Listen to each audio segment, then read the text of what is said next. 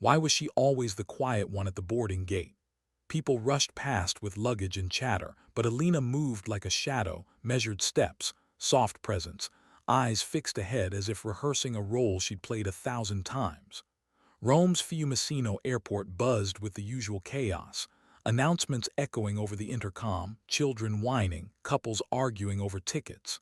She slipped through it all unnoticed, and that was exactly how she wanted it.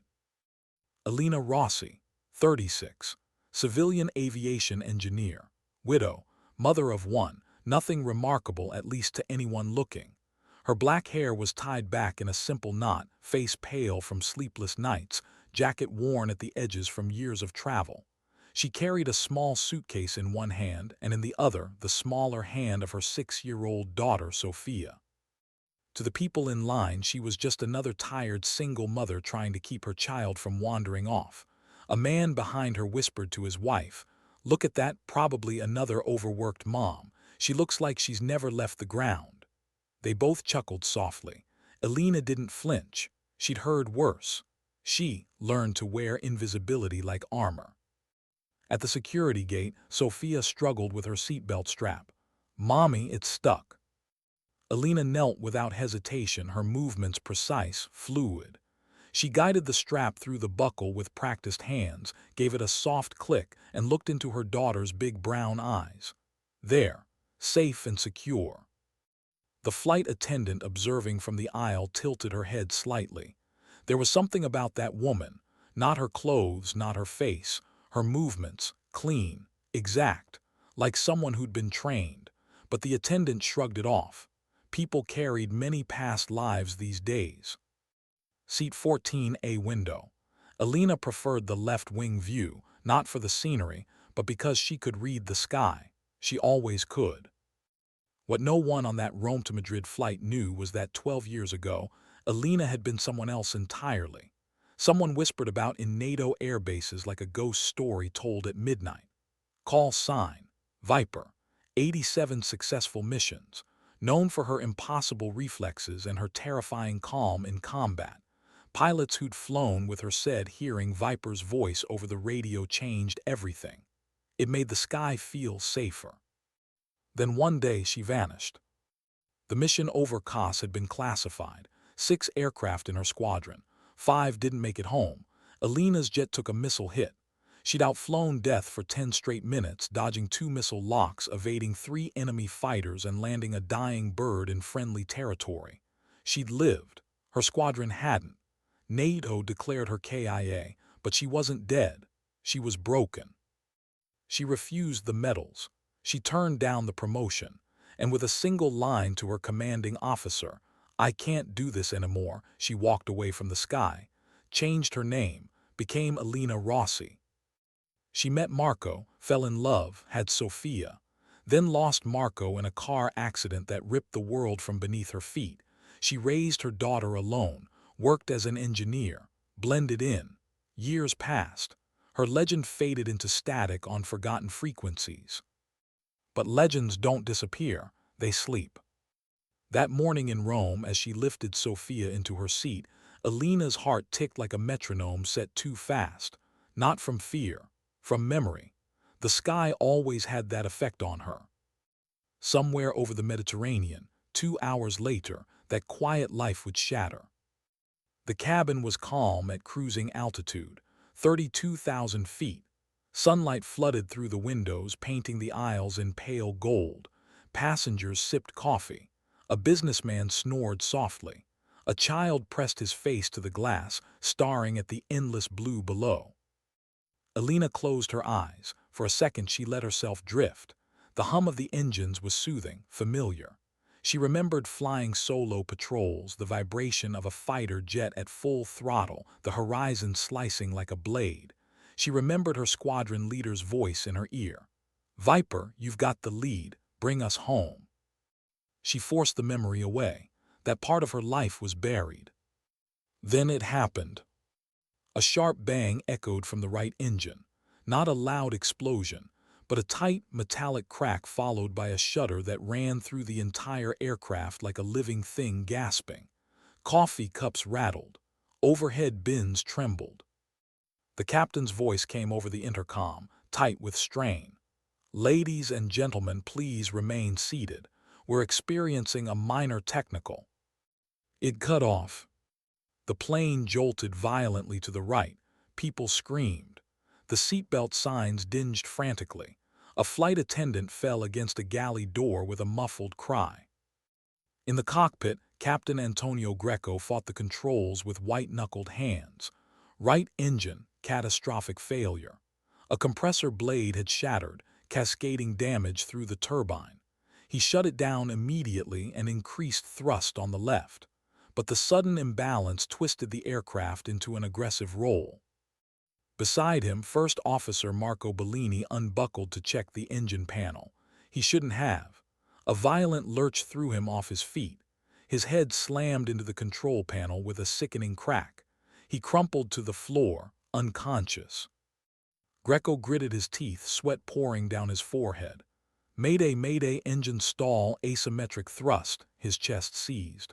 A burning pain shot through him. He gasped, eyes going wide. The stress, the adrenaline, his heart gave out. He collapsed forward, body slamming into the yoke. The nose pitched downward. In the cabin, chaos erupted. Carmen Rodriguez, the lead flight attendant, burst into the cockpit. Her screams sliced through the panic. "Both pilots are down. We've lost control." Passengers cried out. A mother clutched her baby. A teenage boy pressed his palms together and prayed. The businessman who'd mocked Elena earlier gripped the armrests, face pale as chalk. Stall warnings blared through the cabin. "Stall, stall, stall."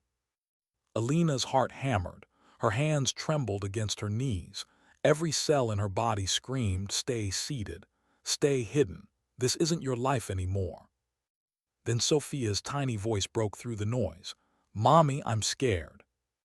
Elena looked at her daughter. Really looked. The fear in those eyes was something she couldn't ignore. She made a choice 12 years ago to bury Viper, but she hadn't buried the part of herself that fought for others. She took a deep breath, handed Sofia to the woman seated beside her. "Take care of my daughter," she said softly. "Where are you going?" the woman asked, terrified. Elena didn't answer. She walked forward. Her gait didn't waver despite the violent shaking. It was the walk of someone who'd faced death at Mach 2 and didn't flinch. Carmen stared as Elena approached the cockpit. "Ma'am, you can't." "I'm a pilot," Elena said firmly. "But you're—" "I said I'm a pilot, move." Something in her tone, absolute, commanding, made Carmen step aside without another word. Elena slid into the captain's seat, assessing the situation in seconds. Right engine, dead. Left engine, max thrust, creating yaw. Altitude dropping fast. Airspeed unstable. Stall warning active. Her hands found the yoke like a pianist returning to an old instrument. She adjusted trim, reduced thrust to regain control, applied rudder to counter the asymmetric pull, and gently raised the nose. The aircraft shuddered, groaned, but it responded. The radio crackled in her ears. She reached for the switch instinctively, muscle memory guiding her fingers. She flipped to a frequency she hadn't touched in 12 years. "This is Viper," she said, her voice steel. 179 souls on board, taking control." Silence followed. Then on a distant NATO frequency, a voice whispered, trembling, "Viper." Somewhere in the sky ahead, F-22 pilots turned their heads toward their radios. A legend just spoke. And Elena Rossi, the woman the world thought had died, was flying again. Above the Mediterranean, sunlight glinted off the fuselage of the stricken civilian aircraft as it clawed its way out of a death spiral. Elena's hands moved with surgical precision. She'd flown through missile locks and thunderstorm cells, but this was different. A commercial airliner handled like a sleeping whale compared to the fighter jets she once commanded. Slow to respond, heavy, reluctant. The right engine was dead. The left strained under asymmetric thrust, threatening to twist the aircraft again. The stall alarms were still echoing like ghosts, but the nose was rising, the airspeed stabilizing.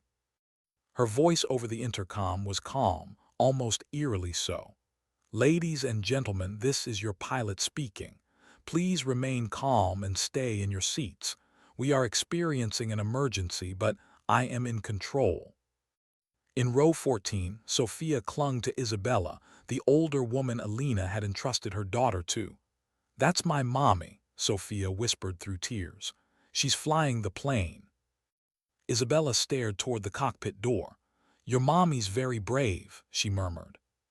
"She's always brave," Sofia said, her little hands trembling. "But she doesn't like to talk about it." In the cockpit, Elena switched frequencies. Her fingers knew the sequence by heart. "Naples Control, this is civilian flight ID 492. Captain and first officer incapacitated. One engine failure, declaring emergency. Viper on controls." There was a stunned pause. "Viper, this is Naples Control. Say again." "This is Viper," she repeated, steady as steel. "I have 179 souls on board. Request emergency vectors for nearest suitable runway. Right engine failure, left operational. Stabilizing aircraft now." Controllers exchanged looks. Some didn't know who Viper was, they were too young. Others did. Their blood ran cold. "Viper as in the Viper." "She was KIA over COS 12 years ago," one of them muttered. "No," the shift commander said slowly. "Not if that's her voice. Not if she's flying right now." 30,000 feet below, Captain James Hawk Morrison cut through the Mediterranean skis in his F-22 Raptor. He'd been running a routine patrol when the Mayday came through. At first, he thought it was just another civilian emergency. Then he heard the name. He froze midair. Viper.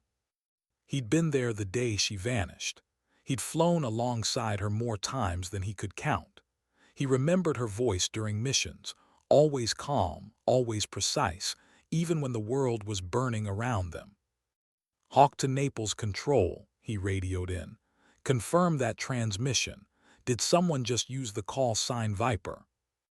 "Affirmative, Hawk," Control replied. "We're authenticating." Hawk's voice softened in disbelief. "I don't need authentication, that's her. That, Elena Volkov." In the cabin, the panic had shifted. It wasn't gone, but something had changed. Passengers who'd been sobbing now sat with wide eyes, straining to hear the calm female voice over the speakers. Some whispered. Others searched their phones for the name Viper NATO. Articles, images, and archived reports loaded. Headlines from 12 years ago. "Ghost of the Sky, Viper declared KIA. NATO loses its greatest ace. Pilot who saved hundreds vanishes over COS." Photos of a young woman in a flight suit appeared on screens. Helmet under her arm, a fierce smile. The Viper insignia on her F-16. It was the same face, older now, but undeniably hers. "She's a war hero," someone whispered. "No," said another, staring at the cockpit door. "She's more than that, she's a legend." Elena focused on the instruments. Altitude stabilizing at 25,000 feet. Airspeed climbing back into safe range. Engine 2 cold and dead. Engine 1 strained but holding. Hydraulics partially compromised but controllable. She wasn't flying a fighter jet. She was flying a wounded beast home. In her mind, the years melted away. Her call sign echoed like a heartbeat. Viper. She hadn't heard that name in over a decade. She thought she'd buried it the day she walked away. But it came back like a switch flipping inside her. Her inner voice whispered, "This is who you were, who you still are." She swallowed hard. No, she told herself, "I'm a mother, an engineer, I left this behind." But the controls under her hands didn't care who she thought she was. They responded to instinct, training, muscle memory, the language of flight written into her bones. Hawk Naples Control. Civilian aircraft is at 25,000 stabilized, one engine. Viper is on the controls. Hawk exhaled, a sound somewhere between a laugh and a sob. "I can't believe it." "Do you have visual?" "Negative, I'm changing course now." He flipped the F-22 into a hard bank, vapor streaming off the wings. His heart pounded. He thought he'd buried her along with the rest of their squadron. Now she was out there, alone, flying a wounded airliner. "Viper, this is Hawk." The radio crackled. Elena froze for a second, that voice. She hadn't heard it in 12 years. She closed her eyes. "This is Hawk," he repeated. "Is that really you?" She took a breath. "Yes, Hawk, it's me." Silence, then softly, "I thought you were dead." "So did I," she said. "Right now, I need you to coordinate with Madrid Tower. Tell them I'm bringing this in on one engine. Full runway foam. Emergency services ready. I've got 179 souls depending on this." His voice steadied. "Copy that. You've got Hawk on your wing. I'm coming to meet you." Inside the cabin, Carmen, the flight attendant, crouched near the cockpit door, peering in.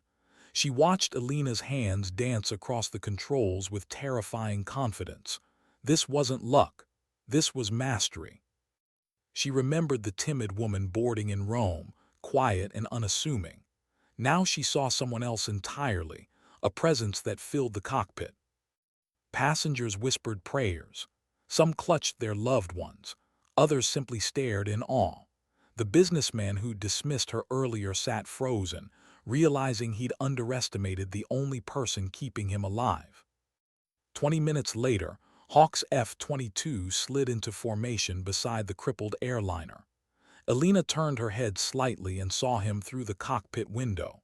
He wagged his wings, a traditional greeting between pilots. Her lips twitched into a tiny smile. She dipped the aircraft's wings in response. "Viper," Hawk said over the radio. "You've got an escort. Madrid is ready. They cleared all runways. I'll guide you in." She let out a breath she didn't know she'd been holding. "Copy, Hawk. Let's finish this." At NATO command, authentication was complete. Biometric data, voice patterns, tactical codes she'd used were unique to her old squadron. There was no doubt. "It's her," the analyst said. 98% voice match. She's using authentication codes classified to her unit. That, Captain Elena Volkov, Viper. The room fell silent. Some had grown up hearing about her like a myth. Others had served with her and mourned her. Now, across the Mediterranean sky, the ghost was alive, and she was saving lives again. In the cockpit, Elena adjusted the trim. Her breathing was steady, focus absolute. But under that surface, emotions churned. She hadn't wanted this. She built a quiet life, hidden from everything she used to be. But when the moment came, she hadn't hesitated. She glanced at the reflection in the cockpit glass, the woman she'd become staring back at the woman she once was. For the first time in years, they felt like the same person. Outside, Hawk's jet cut through the sunlight like a guardian. Ahead, Madrid's runways waited. And behind her, 179 souls who believed in a stranger's voice. She whispered to herself, not into the radio, "All right, Viper, let's bring them home." In the cockpit, Elena felt the faint tremor in the yoke. The aircraft wasn't stable yet. One engine was gone. Hydraulic pressure was lower than ideal. The aileron response was sluggish. She adjusted the trim manually, coaxing the wounded bird like an injured creature desperate to keep flying. Every instinct told her to keep moving, to keep the situation under control. But beneath that discipline, something else stirred. 12 years of silence, 12 years of hiding. And now, Viper had returned to the airwaves. There was no taking that back. She heard Hawk's voice again, steady but warm. "Viper, Madrid Tower is on standby. Runway 18L is cleared. Emergency services are fully deployed. They're laying foam as we speak. I'll stay on your right flank all the way down." Her reply came automatically. "Copy, Hawk.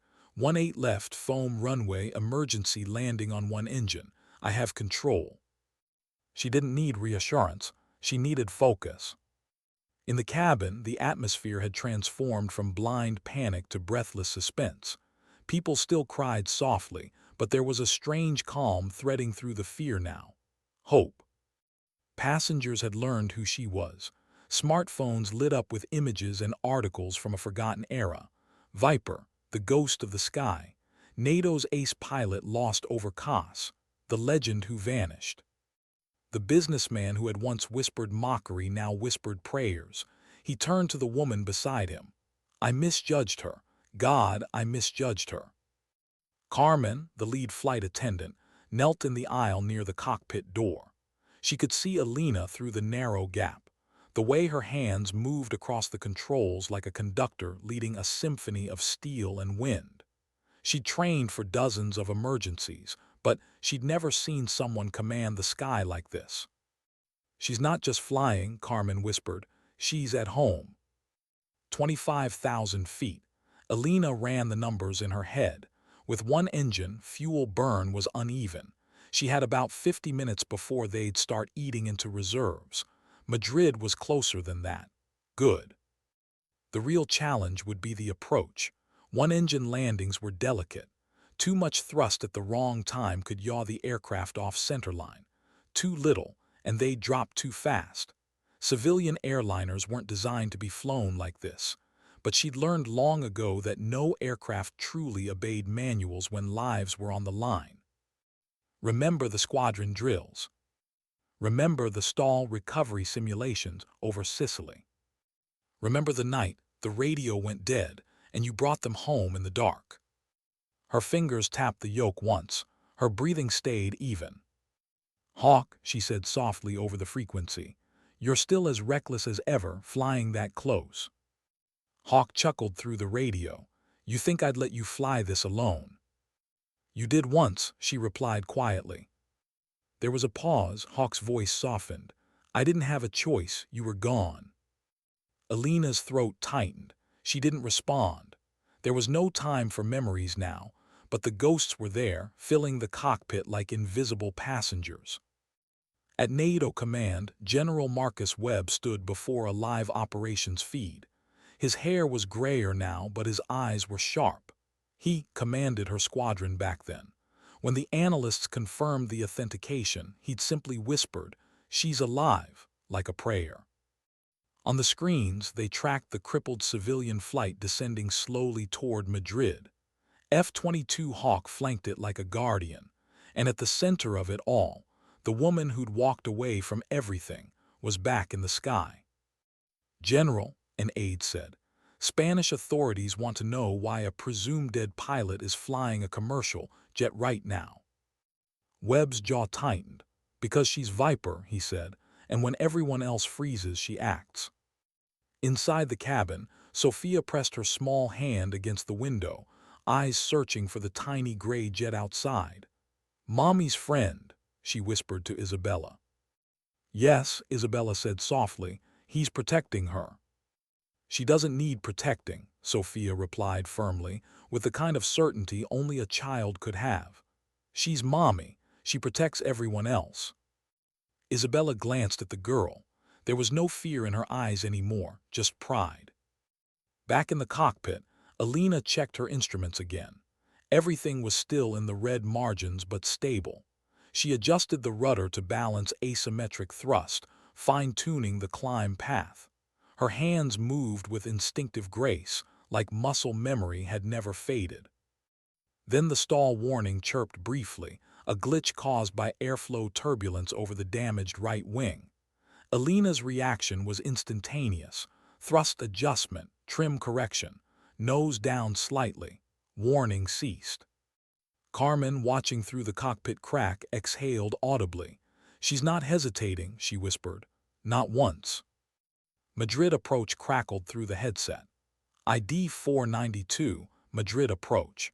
You are cleared to descend to 15,000 feet.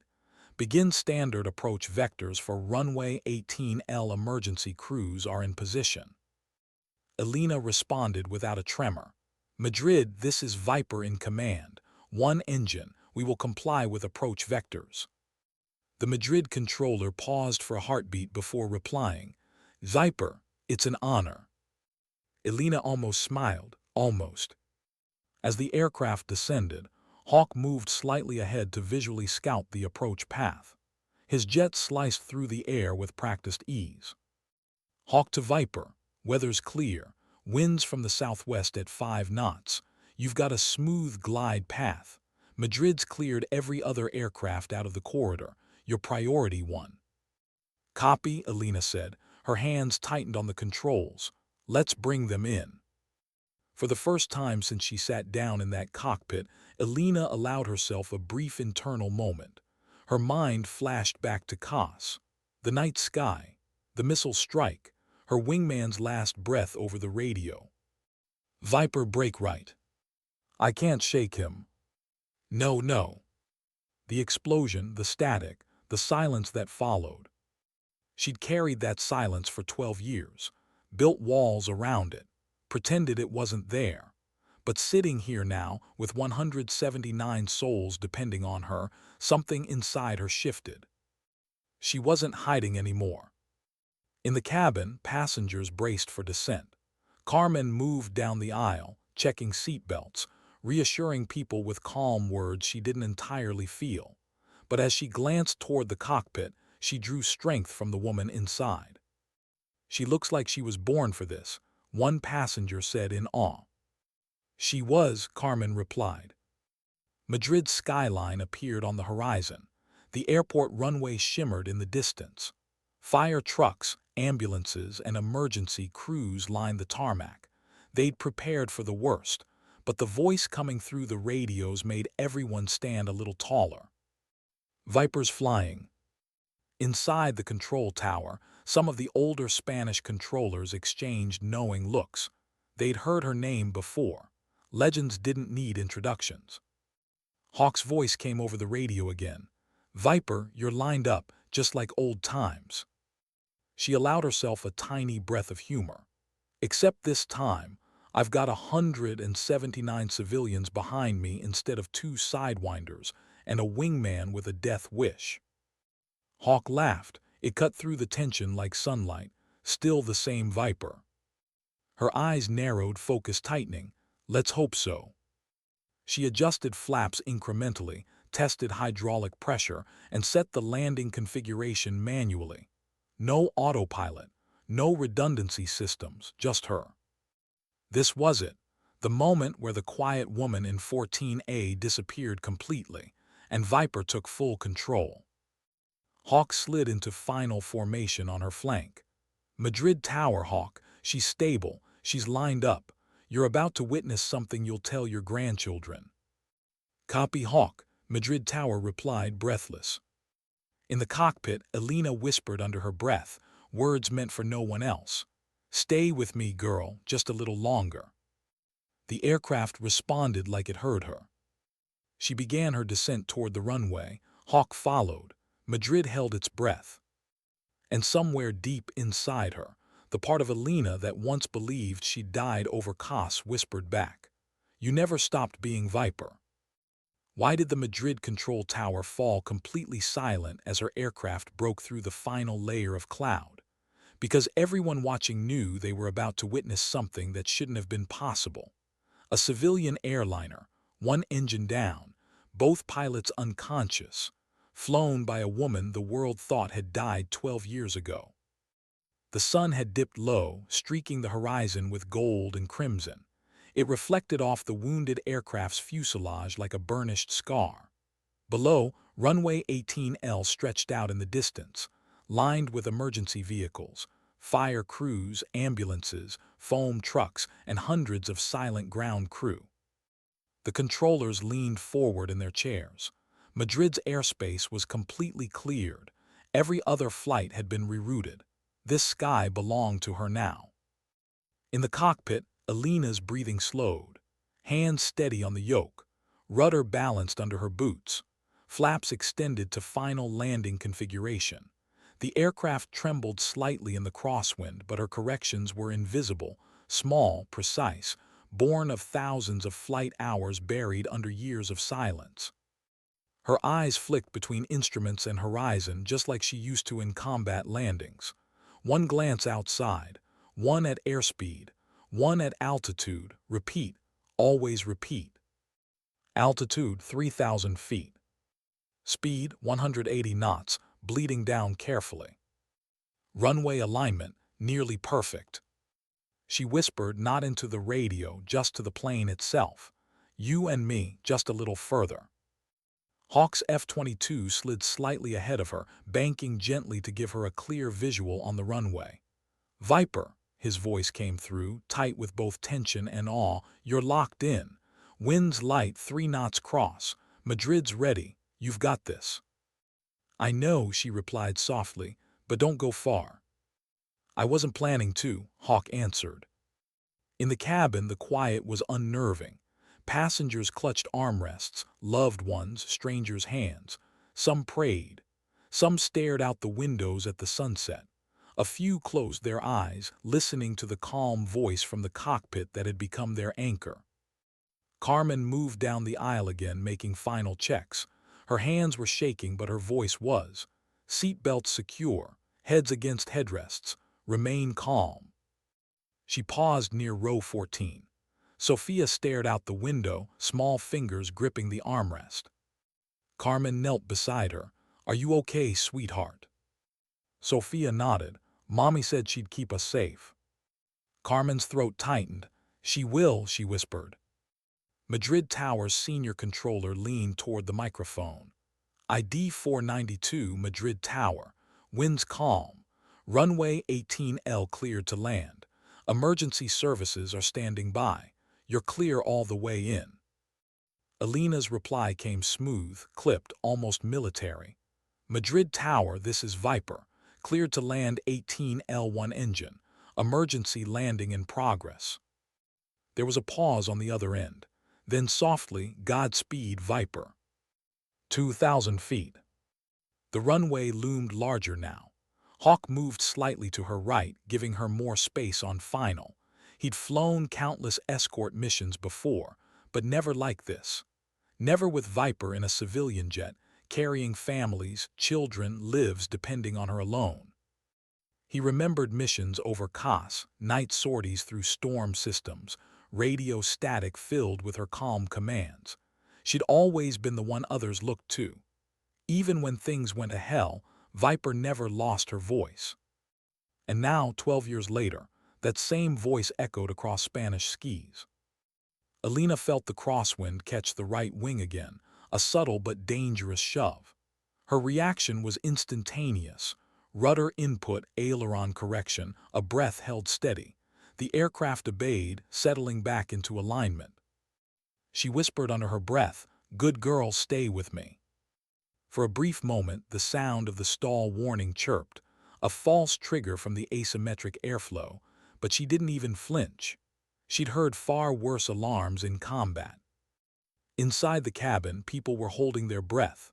Some were crying silently, not from panic anymore, but from the strange, fragile trust they'd placed in a stranger.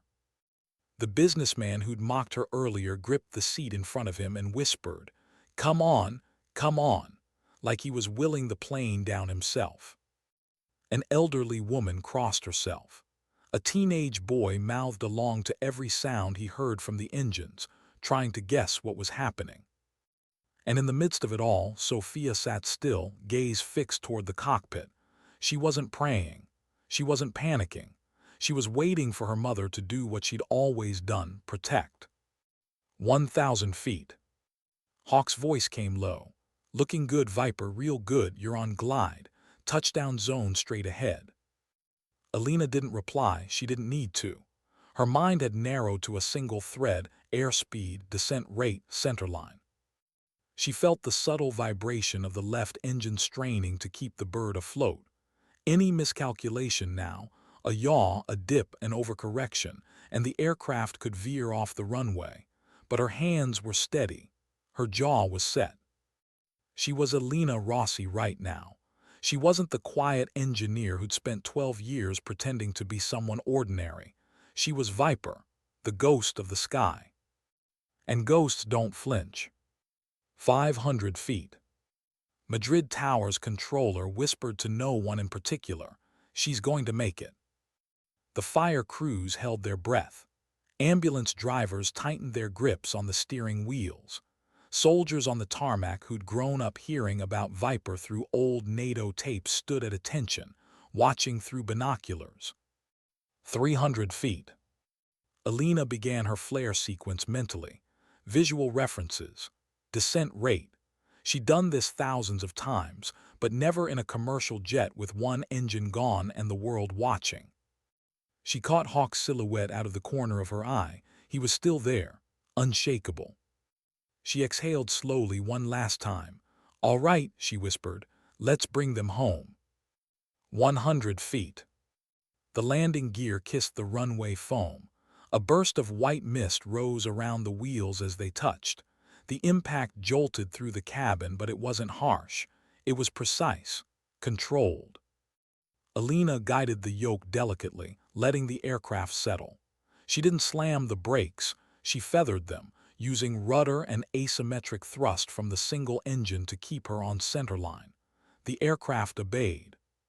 The runway sped beneath them, 200 knots, 180, 160, braking systems engaged. 50 feet outside the cockpit, fire crews watched as the plane rolled perfectly straight down the runway, the foam layer cushioning every wheel rotation. Someone on the tarmac whispered, "She's doing it. She's actually doing it." Inside the cockpit, Elena's eyes never left the instruments. She used every ounce of control, every instinct honed in missions that most pilots only read about. Her jaw tightened as she reduced power, countered the yaw, and brought the plane to a controlled deceleration. 100 knots, 90, 80. The end of the runway approached. She kept the aircraft perfectly straight, bleeding off speed like she'd done this yesterday. 50, 40, 30. She pulled the last thrust back, applied final brakes. The aircraft rolled to a smooth stop with nearly 500 meters of runway left to spare. For 3 seconds, the world was silent. Then the cabin erupted, not with chaotic screams but with the raw, shaking sound of life. People cried, hugged strangers, clutched their children. Carmen fell against the bulkhead, sobbing quietly in relief. Hawk's voice broke through the radio. "Viper, you did it. You actually did it." Elena leaned back in the seat, her hands still on the yoke. Her shoulders trembled once, just once. She let out a breath that carried 12 years of weight. "I always do," she whispered. Emergency crews surrounded the aircraft. The doors opened. Instead of applause, the passengers parted silently as Elena stepped out, carrying Sofia in her arms. Sunlight flooded the tarmac. Cameras flashed. Soldiers saluted. Reporters shouted her name. Viper was no longer a ghost. She was real. And she just saved 179 souls. Why did the usually chaotic arrivals terminal of Madrid barrages fall into a strange, reverent hush the moment she appeared at the aircraft doorway? Because everyone, media, military, civilians, had heard the radio transmission. The name, the voice, Viper. And now the legend stepped into daylight carrying a little girl in her arms, not a flight helmet. The emergency crews didn't cheer. They didn't rush. They simply stopped, like soldiers witnessing a moment too heavy for noise. Elena paused at the threshold. Wind caught her black hair, tugging it loose from its knot. Sunlight flooded over her face. Her boots touched the tarmac softly. Sofia held onto her shoulder, face buried in her neck, unaware of the history being rewritten beneath the Spanish sky. Carmen followed a few steps behind, her uniform soaked with adrenaline sweat, eyes red. She stopped at the top of the stairway and whispered to the nearest firefighter, "She saved us all." He didn't answer. He was already saluting. Around the aircraft, soldiers, firefighters, medics, all instinctively straightened, saluting or standing at quiet attention. They didn't need to be told who she was. The radios had carried the voice that had once commanded skis. Inside NATO Command Naples, a room that usually buzzed like a hive had gone silent. The live feed showed Elena walking down the mobile stairs with Sofia in her arms. General Marcus Webb stood at the back of the operations center, his hands clasped behind his back, eyes fixed on the screen. His aide whispered, "Sir, orders." Webb's voice was low but resolute. "Get her home safe, then get me to Madrid." On the tarmac, medics swarmed the aircraft to retrieve the unconscious pilots. Both were alive, both breathing, both already being rushed to waiting ambulances. Carmen stopped one of the doctors. "They're going to be okay. They'll recover," he assured. She turned back toward Elena. The woman who'd walked aboard quietly hours earlier had revealed herself to be something entirely different. Not a passenger, not just a mother. A legend who had returned. Media vans screeched to a stop outside the perimeter fence. Cameras zoomed in. Reporters spoke in urgent, breathless tones. And reports are now confirming the identity of the woman who landed the aircraft. 12 years presumed dead. The legendary NATO fighter pilot, call sign Viper, has re-emerged in an act of extraordinary heroism. Social media was already on fire. Clips of the NATO frequencies had leaked. Someone on the flight had recorded the moment Elena's voice came over the intercom. "This is Viper. 179 souls on board, taking control." It was spreading across the world like wildfire. Elena didn't notice any of it. She walked with her daughter toward the nearest emergency vehicle, her legs shaky but her back straight. The moment she stepped off the final stair, Sofia leaned back and whispered, "Mommy, you flew the plane." Elena kissed her forehead, tears pricking her eyes. "I did, baby, I did." "You're not just an engineer," Sofia said softly, like a child uncovering a family secret. "No," Elena whispered, "I'm not." Authorities moved quickly. Spanish officials guided her toward a private terminal building, away from the gathering press. Soldiers formed a loose perimeter, not to arrest her, but to protect her from the storm gathering beyond the fences. Inside a quiet conference room, she finally sat down. Sofia climbed into her lap, exhausted, falling asleep within minutes. For the first time since the explosion over the Mediterranean, Elena's hands began to shake. She pressed them against her knees to still them. A Spanish air traffic officer entered hesitantly. "Senora Rossi," he stopped himself. "Senora Viper." Elena looked up, eyes tired. "It's Elena." He swallowed. "I wanted to say gracias. What you did today, no manual prepares for that." She gave a small nod. "I didn't do it for thanks." "I know," he said quietly, "but still." Elsewhere in the airport, passengers gave their statements to investigators. Every story was the same. "She was calm," one woman said, holding her child close. "She didn't scream. She walked to the cockpit like she'd been waiting for that moment all her life." "I thought she was just some tired single mom," the businessman admitted to reporters, face flushed with shame. "I looked at her and saw weakness. Turns out I was sitting near one of the greatest pilots in history." Carmen told the cameras, her voice breaking. "She saved 179 people. But more than that, she showed us what strength looks like when no one expects it." By nightfall, every major news network in Europe had broken the story. Viper returns. Hero pilot saves 179 lives. Ghost of the Sky reborn. Mother engineer legend. Video footage of her walking down the stairs carrying Sofia played on a loop, an image that struck something deep in millions of viewers. Not a uniform, not medals, just quiet resolve and a child in her arms. Hours later, a knock on the conference room door pulled Elena from her thoughts. A Spanish security officer entered. "There's someone here to see you." She frowned. "Who?" The door opened. General Marcus Webb stepped inside, older, grayer, but his presence filled the room like it always had. Elena rose instinctively, her throat closed. "Sir." He didn't speak at first. He crossed the room in 3 strides and pulled her into a fierce embrace. For 12 years, he'd believed she was gone. Now she stood in front of him alive, with her daughter sleeping in her arms. When he finally stepped back, his voice cracked. "We thought we lost you." "You did," she whispered.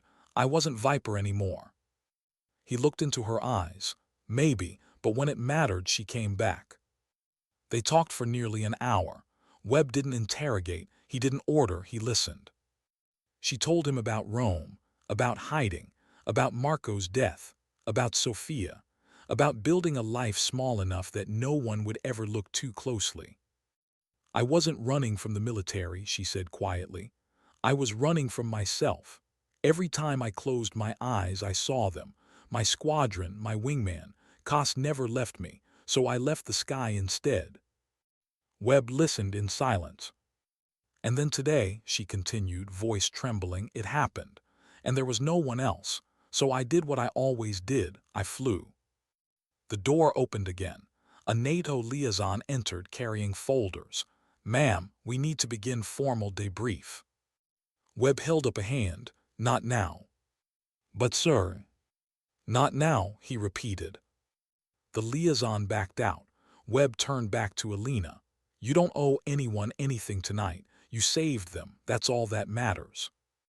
Outside the room, reporters shouted questions at military spokespeople. Will she face charges for identity fraud? Will she return to active duty? Is NATO reinstating Captain Elena Volkov? The official response was calm, almost reverent. Captain Volkov's actions today saved 179 civilian lives. Any review of her past status will come later. Tonight, she's a hero. Meanwhile, in bedrooms and living rooms across Europe, soldiers, young and old, sat before their screens watching footage of her landing.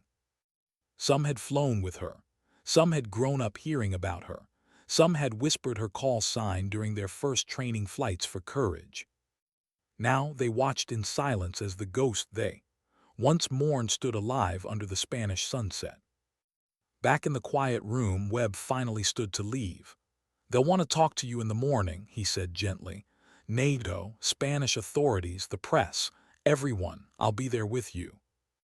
Elena nodded slowly. I'm not sure what I'm ready to say. Start with the truth, Webb said. The rest will follow.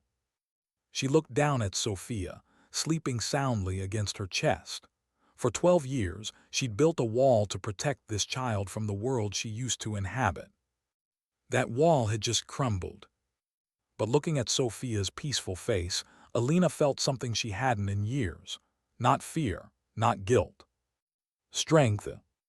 Outside the terminal, Hawk leaned against his aircraft ladder, helmet under one arm, staring at the sky where they'd descended hours earlier. He could still hear her voice in his headset.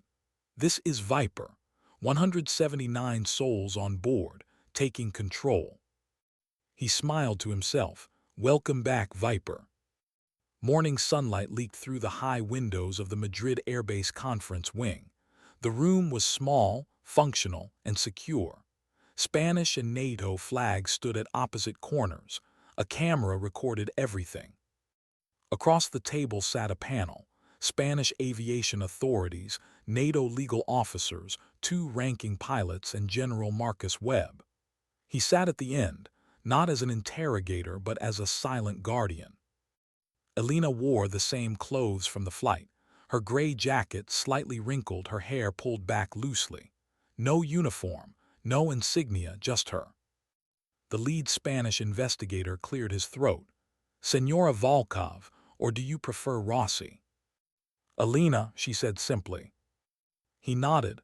Elena, first, on behalf of every person you saved yesterday and every family that would have been grieving today, we thank you.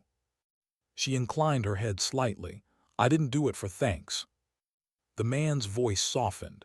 I know, but gratitude doesn't ask permission. The questions began, methodical, technical. How did you access the cockpit? What frequencies did you use? How did you recover the stall? What protocols did you follow without formal clearance? Elena answered with quiet precision. She didn't embellish.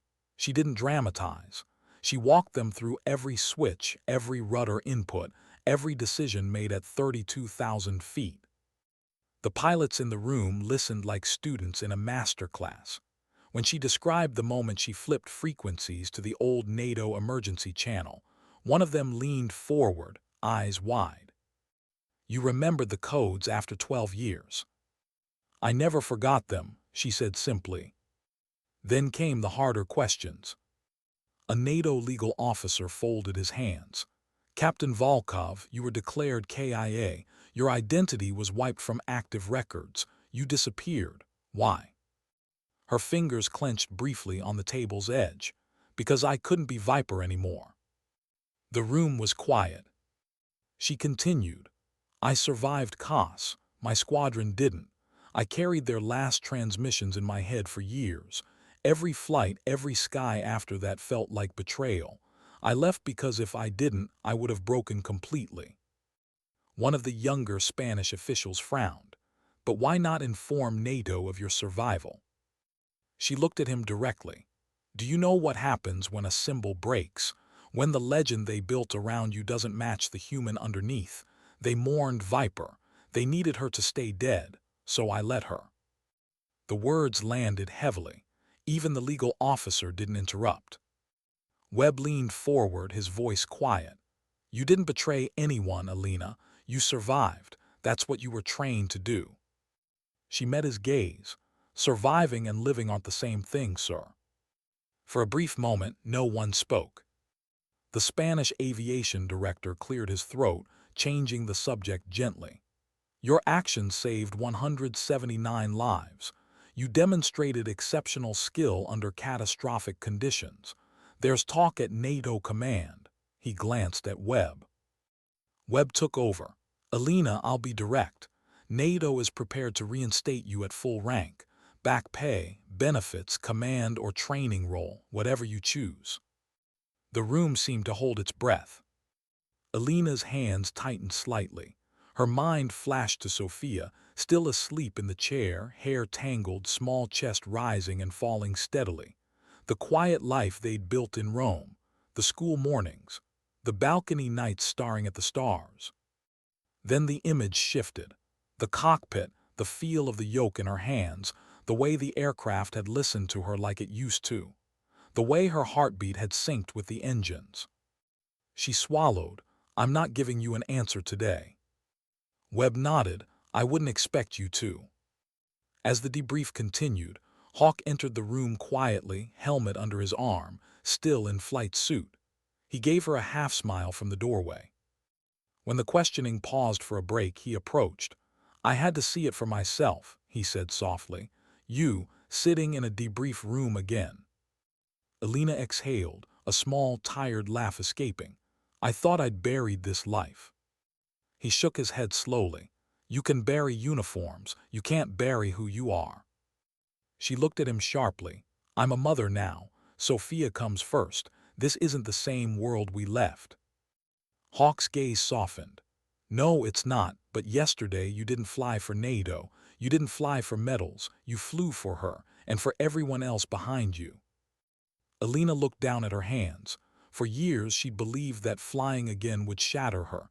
Instead, it had steadied her, terrified her, freed her, all at once. After the session, the media storm could no longer be kept at bay. Cameras lined the perimeter of the airbase. Soldiers held back the crowd. Her name was everywhere now. The ghost returns. Viper lands again. Mother pilot legend. She refused interviews. She held Sofia's hand and moved silently through the hallways, escorted by military police, not as a prisoner, but as someone they now guarded like living history. Carmen found her just outside the terminal. Elena, she called. Elena turned. Carmen's eyes were wet. I wanted to say thank you, again. You didn't just save our lives, you showed us something we'll never forget. Elena placed a gentle hand on her shoulder. You held the cabin together. Don't forget that. Carmen shook her head. No, we followed because you didn't break. Later that evening, Webb met her privately in a small office. No cameras, no press. You know they're going to keep asking, he said. Nay, the press. Every country that grew up hearing your call sign, they're going to want Viper back. She leaned back in the chair, eyes tired. And if Viper doesn't exist anymore? Webb tilted his head. Then let Elena decide what legacy she wants to leave. You don't have to wear the call sign again to honor it. She was quiet for a long time. When I left, I thought I'd abandoned them, my squadron, my country, but when that engine blew, it wasn't a choice. My body just moved, like the sky had been waiting for me. That's because the sky never forgot you, Webb said gently. Sofia woke up that night in the guest quarters they'd provided. She crawled into bed beside her mother. "Mommy," she mumbled sleepily, "are we going home?" Elena brushed her daughter's hair back. "Yes, we're going home." "But everyone's talking about you," Sofia whispered. "On TV, at the airport, they say you're famous." Elena sighed softly. "I used to be, a long time ago." Sofia's little fingers wrapped around hers. "You're just mommy to me." And in that simple sentence, Elena felt the entire storm outside fade to a manageable quiet. 2 days later, when NATO held a press briefing, they expected her to appear in uniform. She didn't. She stood on the platform in civilian clothes, Sofia's hand in hers. She answered questions carefully, calmly, truthfully. "Yes, I was Viper. Yes, I disappeared. No, I don't know yet if I'll return to service." Then she ended with something that silenced the room. "I didn't land that plane because I'm a legend. I did it because no one else could and because my daughter was on board. Courage isn't a title. It's a choice you make when everything's falling apart." That night back in their hotel room, Elena stood by the window. The Madrid skyline stretched before her, lights glittering against the dark. She thought about Rome, about anonymity, about what it meant to live as Elena Rossi. And she thought about the sky, the cockpit, the feeling of coming home at 32,000 feet. Her past wasn't gone, it had never been, but for the first time she wasn't running from it. In a small NATO control room, a young pilot watched her press conference replayed on a screen. He turned to his wingmate. "That's her. That's the Viper my dad told stories about." His wingmate nodded slowly. "Yeah, but she's not just a call sign, she's real." It was evening when she and Sofia stepped off the train. The air was cool, tinged with the smell of roasted chestnuts from the vendors by the platforms. Sofia tugged at her hand sleepily, her small suitcase rolling unevenly behind her. "Home, Mommy," she murmured. Elena squeezed her hand. "Yes, baby, home." But as they exited the station, she saw them. Photographers, news crews, curious onlookers. Not a mob, but enough to make Sofia flinch. "Elena, is it true you're rejoining NATO?" "Viper, can we get a comment? Do you regret disappearing? Was it for your daughter?" She shielded Sofia with her arm, kept her head down, and moved quickly through the crowd. 2 plainclothes officers, sent quietly by NATO, cleared a path to the taxi stand. Inside the cab, Sofia leaned against her mother's side. "Why are there cameras, Mommy?" "Because people like stories," Elena said softly, eyes on the passing streets. "And they think ours is one." Their apartment was the same as they'd left it. Narrow hallway, kitchen window overlooking the street, balcony where she used to stand at night and stare at the stars. Nothing had changed, but everything had. Sofia ran to her room, squealing at the sight of her stuffed toys, flinging herself onto her bed. Childhood resumed as if nothing had happened. Elena walked slowly through the rooms, touching the furniture, the walls, as if grounding herself. The world outside had shifted, but inside this apartment, it was still theirs. On the balcony, the city lights stretched before her. 12 years ago, she'd stood here and watched the stars as if they were calling her back. Now she stood here as someone the world had rediscovered. And beneath the hum of the street, she heard something she hadn't expected: jets. Military jets high above on routine patrol. The sound no longer made her flinch. It made her remember. The following morning, the first knock came just after sunrise. General Webb stood at her door, in civilian clothes this time. He carried no entourage, no cameras, just a leather folder and the weight of old loyalty. "May I come in?" he asked. She nodded, letting him step into the modest apartment.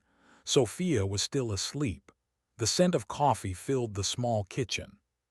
"This place suits you," Webb said softly. "It's quiet," Elena replied. He nodded, as if understanding everything those two words carried. They sat at the kitchen table. He placed the folder between them. "I won't dance around it," NATO's formal offer. She stared at it but didn't touch. "You have three options," Webb continued. 1. Return to active duty. Command flight training your choice. Full reinstatement, back pay, benefits. 2. Decline all involvement. Live your life. No repercussions. You be protected from media harassment as best as we can manage. 3. Serve as a consultant. Limited travel, teaching, strategy. No deployments. She sipped her coffee slowly. "And what do you want me to choose?" Webb's eyes softened. "What you want has always mattered more than what I want." For the next hour, they spoke, not like general and pilot, but like two people who had shared the weight of something few could understand. "I built this life for Sofia," she said quietly.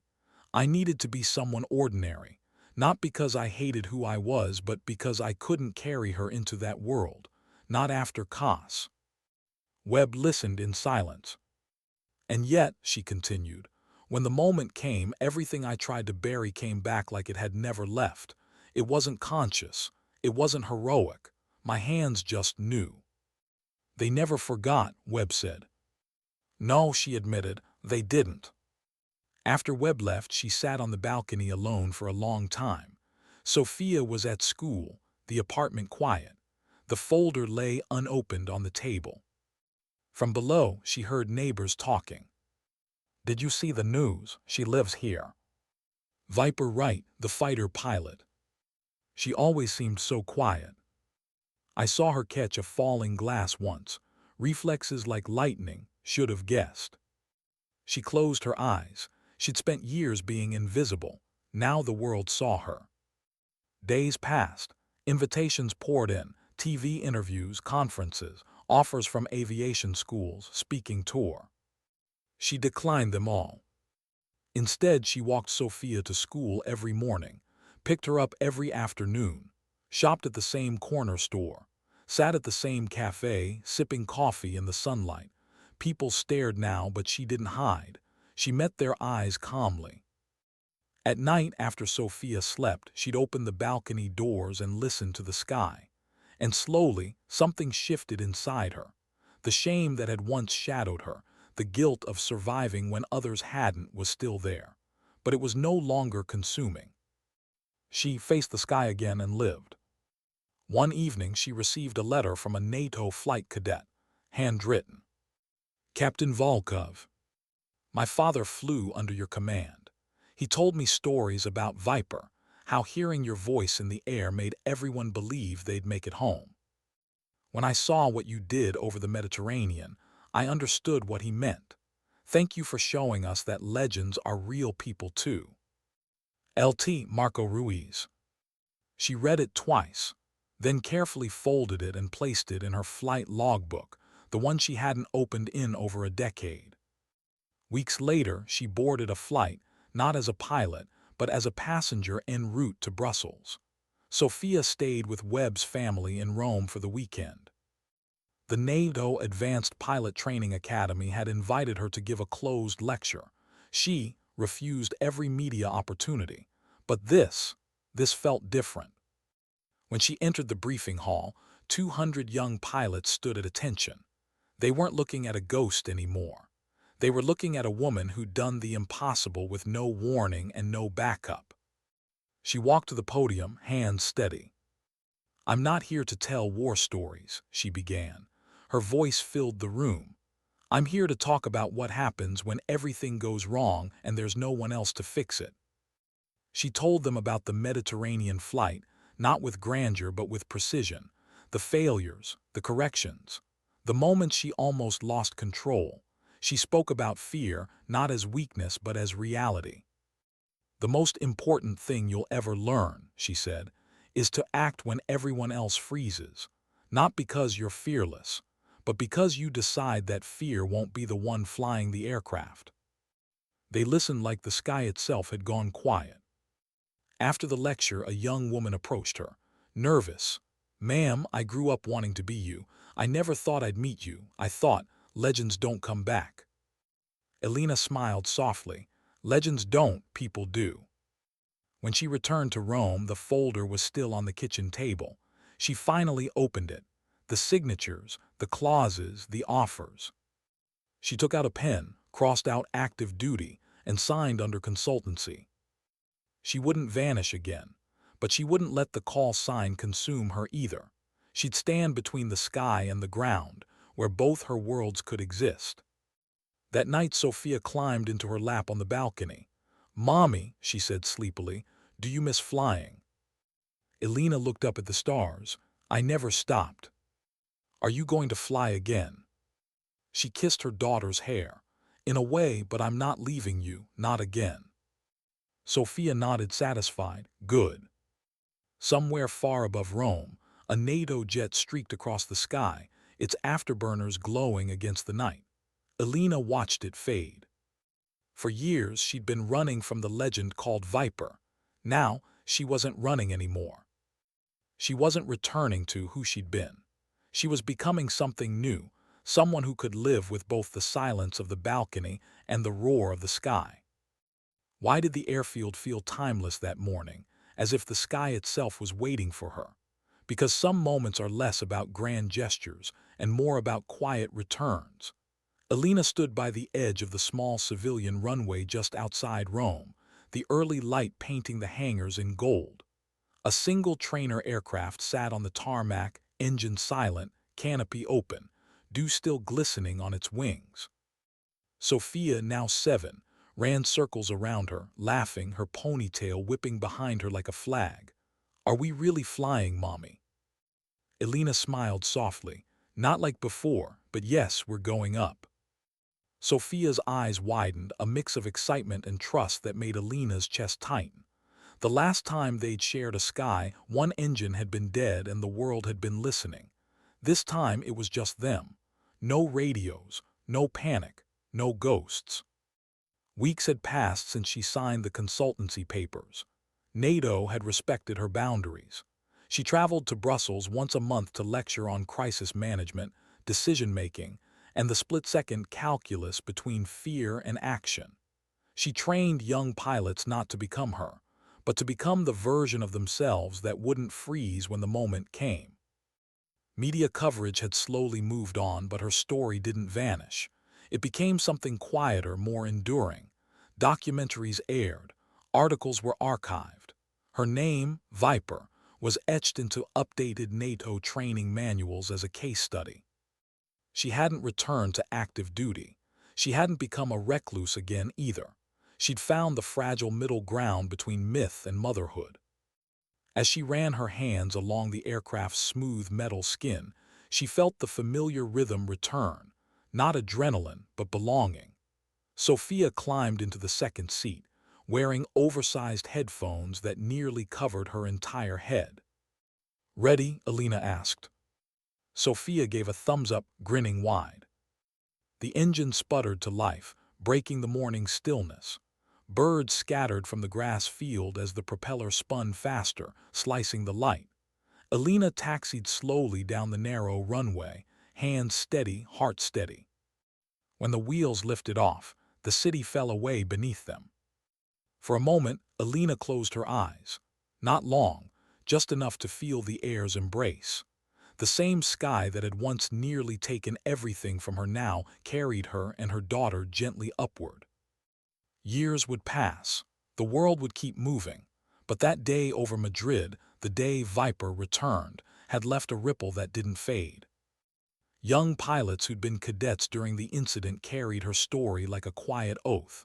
When everything falls apart, instructors would say, remember Viper, remember what it means to act. The passengers from that flight held reunions every year. They invited her many times, but she never attended. She didn't need to. They celebrated because they were alive. That was enough. Carmen, the flight attendant, went on to lead emergency training programs. In every seminar, she would describe the moment a quiet woman walked past her into the cockpit and took back the sky. Hawke remained in service for years. On certain patrols over the Mediterranean, he'd glance at the radio panel and remember the voice that had answered his hail after 12 years of silence. He never called her Elena again. To him, she'd always be Viper, not because of her legend, but because of the calm she brought when everything else was chaos. And General Webb, he retired a few years later. But at his farewell ceremony, he ended his speech with a simple story of a pilot who had once walked away and returned not for glory, but for love. Sofia grew. The world never let her fully forget who her mother was. Kids at school whispered. Teachers looked at Elena differently. But Elena shielded her daughter's childhood fiercely, choosing simplicity over spectacle. On Sofia's 12th birthday, they visited the small airfield again. The same trainer plane waited, a little older now, like them both. "Do you ever wish you'd gone back?" Sofia asked, sitting on the wing, legs dangling. Elena took a long breath. "I used to think that walking away was weakness. Then I thought that going back would be giving in. But now," she glanced at the sky, blue and endless, "now I think it's not about leaving or returning. It's about choosing the sky on your own terms." Sofia smiled faintly. "I think I get it." Years later, long after NATO had moved on to new aircraft, new pilots, new stories, Sofia, grown now, a woman with her own quiet strength, stood in front of her daughter at bedtime and told her a story. "Your great-grandmother was Viper," she said softly, "the ghost of the sky. She disappeared for 12 years, then came back when the world least expected it. She saved a plane full of people, including me." Her daughter's eyes widened. Was she a superhero? Sofia smiled. No, she was a mother who remembered who she was when it mattered most. And in the quiet that followed, the legend wasn't just a call sign. It was a legacy. Elena never returned to full military service. She never wore the uniform again. But she flew often, sometimes with trainees, sometimes alone, and sometimes with Sofia by her side. She didn't chase the sky to prove anything anymore. She flew because it was where she belonged. Every year on the anniversary of that Mediterranean flight, she received a small stack of handwritten letters. From passengers, from pilots, from strangers. She read them on her balcony under the stars, never answering but never forgetting. The NATO memorial stone at the old COS base still bore the names of her fallen squadron. Beside them now, in quiet engraving, was a line added years later. "Viper, ghost of the sky, lost and found." On a quiet summer night, Elena sat on that same balcony in Rome. Sofia was grown, studying aeronautical engineering, though she'd never been pushed to follow her mother's path. A single NATO jet roared faintly in the distance, a reminder of a life she had once lived, a life that still lived inside her. She didn't flinch anymore when the sound passed. She smiled. Sometimes strength doesn't roar. Sometimes it whispers over radios, carries strangers home through a storm, then returns quietly to its life, content.